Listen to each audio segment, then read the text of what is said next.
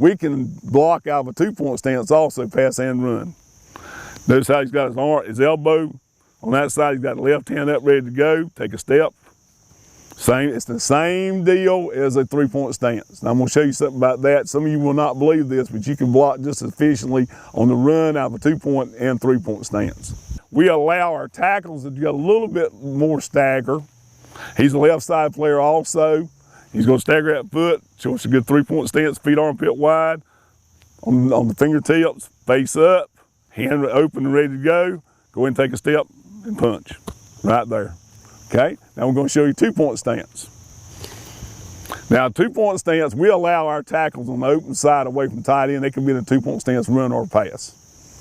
And so we'll be in this stance, and you notice it's about the same as a guard. Again, you get a little bit more stagger than you do with the offensive guard, but that's the stance for the offensive tackle.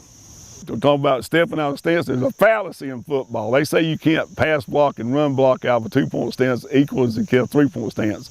I think that's a big fallacy. I've been teaching this for 20 years. And I would suggest to youth coaches that you have all your offensive linemen play off a 2-point stance except for the centers. Because a lot of those kids are big and not very agile, and they can do a lot of steps and stuff. So I'm gonna prove my point right here. Caleb's gonna get a 3-point stance.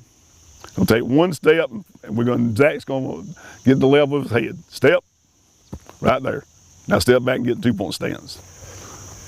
Step. Is there any difference? No.